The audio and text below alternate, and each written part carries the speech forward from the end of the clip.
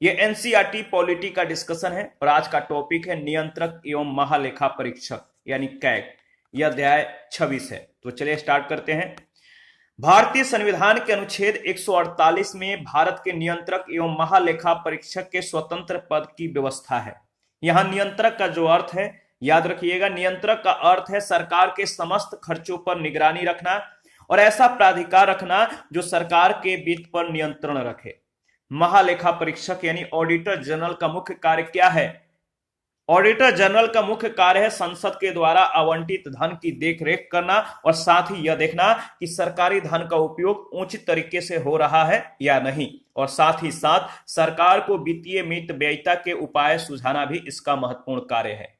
नियंत्रक एवं महालेखा परीक्षक लोक वित्त के संरक्षक होने के साथ साथ देश की संपूर्ण वित्तीय व्यवस्था का नियंत्रक होता है। याद रखिएगा, इसका नियंत्रण राज्य और केंद्र दोनों स्तरों पर होता है। इसका कर्तव्य होता है कि भारत के संविधान एवं संसद के विधि के तहत वित्तीय प्रशासन पर निगरानी रखे।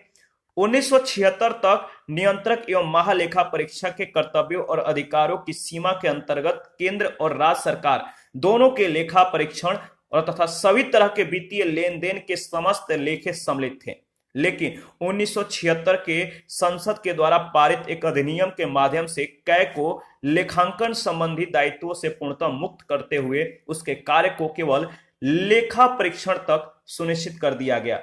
Doctor B R. अंबेडकर ने कहा था, क्या कहा था? नियंत्रक महालेखा परीक्षक भारतीय संविधान के तहत सौर प्रमुख अधिकारी होगा।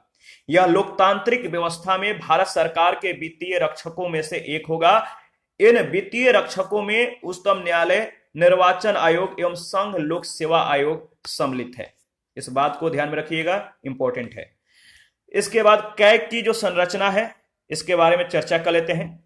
तो देखिए, नियंत्रक एवं महालेखा परीक्षक एकल सदस्यीय संस्था है।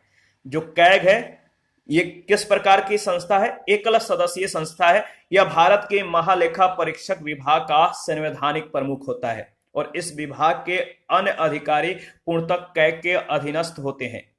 भारत के अन्य राज्यों में कैग के जो एजेंट हैं, अभिकर्ता हैं, इनके रूप में कई अन्य अकाउंटेंट जनरल नियुक्त किए जाते हैं। तो भारत के अन्य राज्यों में कैग के अभिकर्ता यानी एजेंट के रूप में कई अन्य अकाउंटेंट जनरल नियुक्त किए जाते हैं जो राज्य सरकार के लेखाओं की जानकारी कैग को देते हैं। इनकी नियुक्ति, कार्यकाल और पद मुक्ति इनसे संबंधित पहलुओं पर फोकस करेंगे। देखिए, कैग की नियुक्ति राष्ट्रपति के द्वारा की जाती है। याद रखिएगा, कैग की नियुक्ति किसके द्वारा की जाती है? राष्ट्रपति के द्वारा की जाती है तथा वह राष्ट्रपति के समक्ष शपथ जो है ग्रहण करता है। कैग का जो कार्यकाल होता है 6 वर्ष या अधिकतम 65 वर्ष के आयु तक, यानी इन दोनों में से, यानी 6 वर्ष या 65 वर्ष के आयु तक इन दोनों में से जो भी पहले पूरा होगा ये अपने पद पर बने रहेंगे। इससे पहले वह किसी भी समय राष्ट्रपति को अपना त्याग पत्र भेजकर पद छोड़ सकता है। कैग को अपने पद से उसी प्रकार से हटाया जा सकता है जिस प्रकार से उच्चतम न्यायालय के न्यायाधीश को हटाया जाता है, यानी संसद के दोनों सदनों के द्वारा विशेष बहुमत के साथ उसको जो है साबित कदाचार या अयोग्यता पर जो है प्रस्ताव पास करके हटाया जा सकता है।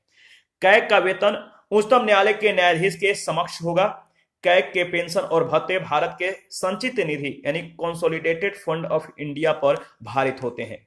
अवकाश प्राप्ति के पश्चात कैग कोई भी सरकारी पद धारण नहीं कर सकता है। कैग के जो कार्य हैं इसके बारे में चर्चा करेंगे।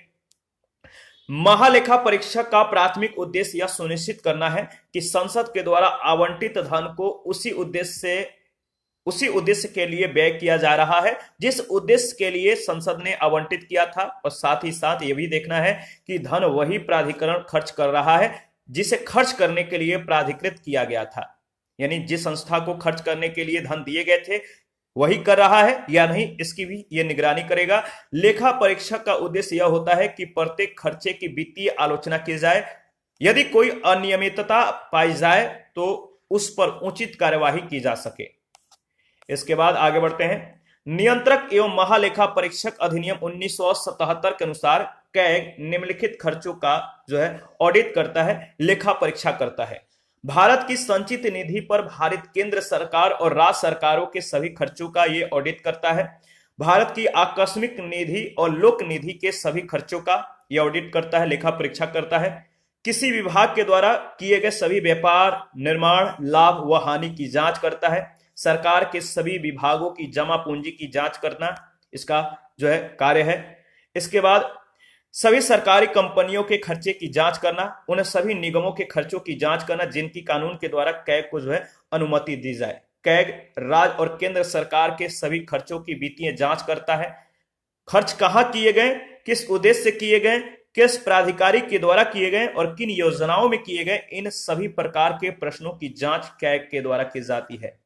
कैग समस्त सरकारी खरीद और बिक्री की जांच करता है तथा यह देखता है कि इनमें कितनी मित व्ययिता की जा सकती है। कैग सरकार की समस्त प्राप्तियों की जांच करता है और यह देखता है कि करों और राजस्व की प्राप्तियों में नियम और कानूनों की अनदेखी तो नहीं की गई है, मनमानी तो नहीं की गई है। नियंत्रक एवं महालेखा परीक्षक किसी कर या शुल्क की शुद्ध आगमों का निर्धारण तथा प्रमाणन करता है। और यहाँ शुद्ध आगमों का जो अर्थ है, कर या शुल्क की ऐसे प्राप्तियां जिसमें संग्रहण की लागत सम्मिलित न हो, इसका जो जिक्र है अनुच्छेद 297 में किया गया, 297 में किया गया है। कैग सभी प्रशासनिक प्राधिकरणों के खर्चे और प्राप्तियों की जांच करता है। कैग सभी सरकारी विभागों, निगम के खर्चों और खरीद बिक्री इनकी कार्यकुशलता की यह जांच करता है और यह भी देखता है कि क्या इससे बेहतर किया जा सकता था या नहीं। कैग के द्वारा स्वायत्त निकायों के लेन देन, प्रारंभिक रिकॉर्ड खातों, रजिस्टर व प्रतिवेदन की जांच की जाती है। वह निम्न प्राप्तियों और व्ययों का भी लेखा परीक्षण करता है। ठीक है, वे सभी निकाय एवं प्राधिकरण जिन्हें केंद्र या राज्य सरकारों से अनुदान प्राप्त होता है, सरकारी कंपनियां एवं निगमों की आय एवं व्ययों का लेखा परीक्षा करना, जब संबंध नियमों द्वारा आवश्यक हो, अन्य नियमों एवं निकायों का लेखा परीक्षा। इसके बाद अगर बात करें तो देखिए नेक्स्ट क्या है, वह केंद्र सरकार के लेखों से संबंधित प्रतिवेदन राष्ट्रपति को सौंपता है जो उसे संसद के पटल पे रखते हैं। अनुच्छेद 151 में इसका जिक्र है। और वह राज्य सरकार के लेखों से संबंधित भी प्रतिवेदन राज्यपाल को सौंपता है जो उसे विधानमंडल के पटल पे रखते हैं। कौन? राज्यपाल। अनुच्छेद 151 में इसका भी जिक्र है। वह संसद की लोक लेखा समिति, संसद की जो लोक लेखा समिति है, इसके मित्र और मार्गदर्शक गाइड के रूप में यह कार्य करता है। महालेखा परीक्षक संसद का जो है एजेंट होता है, अभिकर्ता होता है और उसी के माध्यम से खर्चों का लेखा परीक्षण किया जाता है और इस तरह वह केवल संसद के प्रति जिम्मेदार होता है। तो जो कैग है इसको ध्यान में रखिएगा। राष्ट्रीय और अंतर्राष्ट्रीय स्तर पर लेखा परीक्षा के लिए प्रशिक्षण देना भी कैग का महत्वपूर्ण कार्य है। कोई भी मंत्री संसद के दोनों सदनों में नियंत्रक एवं महालेखा परीक्षक का प्रतिनिधित्व नहीं कर सकता है और कोई मंत्री उसके द्वारा किए गए किसी कार्य की जिम्मेदारी नहीं ले सकता। कैग की जो शक्तियां हैं, जो पावर है, इसके बारे में चर्चा करेंगे। यह केंद्र सरकार की सर्वोच्च लेखांकन संस्था है जो सिविल न्यायालय के शक्तियों को धारण करती है। इसके अंतर्गत वह किसी विभाग के लेखा प्रपत्र की जांच करता है या कर सकता है और किसी भी विभाग से दस्तावेज भी मंगवा सकता है। कैग और लोक लेखा जो समिति है इसके बारे में चर्चा कर लेते हैं। संसद के द्वारा कैग की जो रिपोर्ट होता है, प्रतिवेदन होता है, इसको लोक लेखा समिति को सौंपा जाता है, यानी पब्लिक अकाउंट कमेटी को सौंप दिया जाता है। जो लोक लेखा समिति के द्वारा कैग की प्रतिवेदन को सरलीकृत किया जाता है क्योंकि कैग की प्रतिवेदन तकनीकी होती है। लोक लेखा समिति अपनी प्रतिवेदन संसद में प्रस्तुत करती है। कैग प्रतिवेदन को समझने में लोक लेखा समिति की सहायता करता है। लोक लेखा समिति के द्वारा प्रतिवेदन को समझने के लिए कभी भी कैग को बुलाया जा सकता है। कैग को सरकार के आय व्यय की देखरेख करने वाली सबसे बड़ी संवैधानिक संस्था का दर्जा प्राप्त है, यानी कैग की भूमिका जनता के धन के रक्षक के रूप में है। कैग की सीमाएं क्या हैं, इसके बारे में चर्चा करेंगे। देखिए, गुप्त सेवा व्यय कैग की लेखा परीक्षा भूमिका पर सीमाएं निर्धारित करता है और इस संबंध में कैग कार्यकारी एजेंसियों के द्वारा किए गए व्यय के ब्यौरे नहीं मांग सकता, बल्कि उसे सक्षम प्रशासनिक प्राधिकारी से प्रमाण पत्र को स्वीकार करना होता है जो व्यय इस प्राधिकार के अंतर्गत किया गया है। कैग की भूमिका व्यय होने के बाद केवल व्यय का लेखा परीक्षा करना होता है, याद रखिएगा। सार्वजनिक निगमों की लेखा परीक्षा में कैग की भूमिका सीमित है। निगमों के साथ इसके संबंध को निम्नलिखित 3 श्रेणियों में जो है रखा जा सकता है। पहला है, कुछ निगमों की लेखा परीक्षा पूर्ण रूपेण एवं प्रत्यक्ष तौर पर कैग के द्वारा की जाती है, जैसे दामोदर नदी घाटी निगम, तेल एवं प्राकृतिक गैस आयोग, air India, Indian airlines corporation आदि।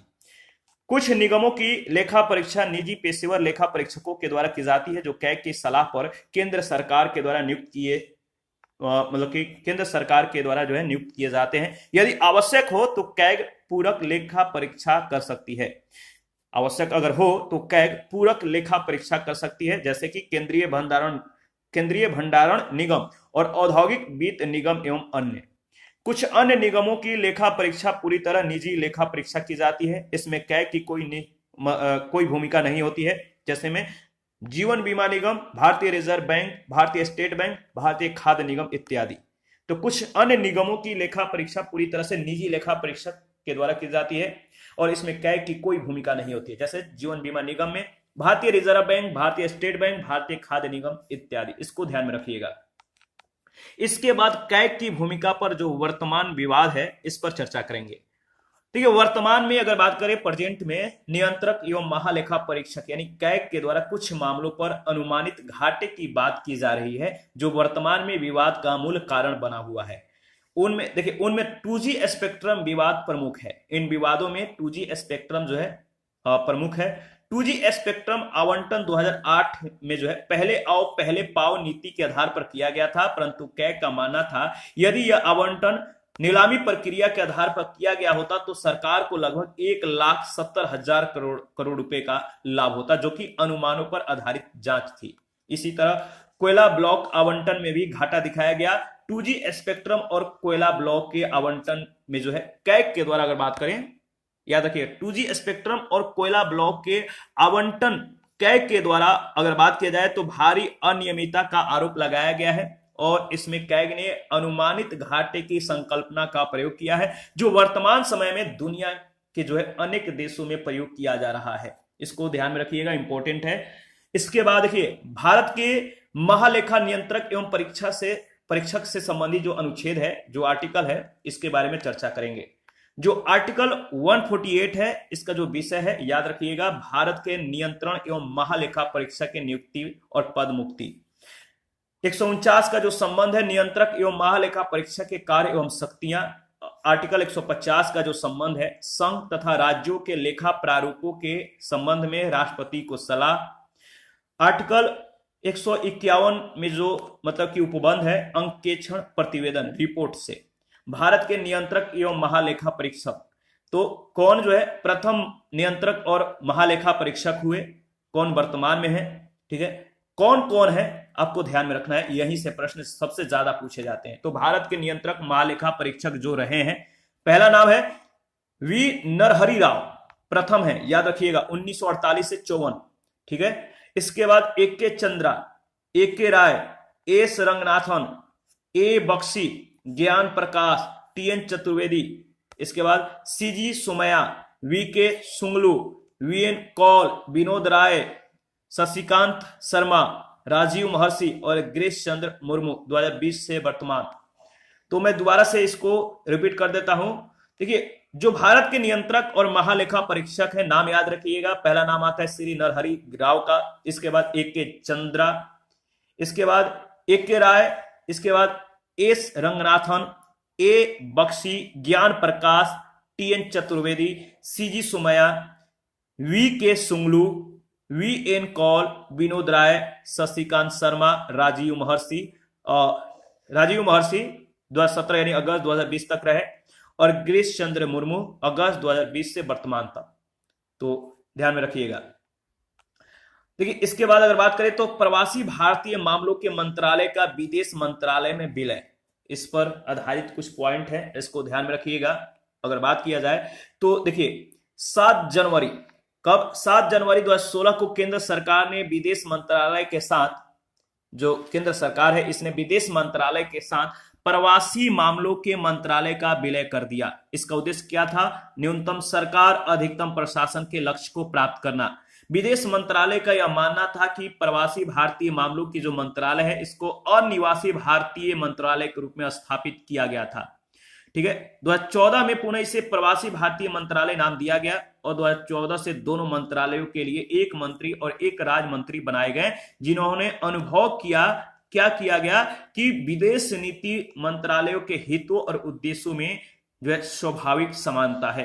तो जो बात करें तो क्या अनुभव किया गया, अनुभव यह किया गया कि 2014 से दोनों मंत्रालयों के लिए एक मंत्री और एक राज्य मंत्री बनाए गए और जिन्होंने अनुभव किया, क्या अनुभव किया कि विदेश नीति और प्रवासी मंत्रालयों के हितों और उद्देश्यों में स्वाभाविक जो है समानता है। इसी के साथ यह सेशन समाप्त होता है। नेक्स्ट सेशन में संघ लोक सेवा आयोग यानी यूनियन पब्लिक सर्विस कमीशन के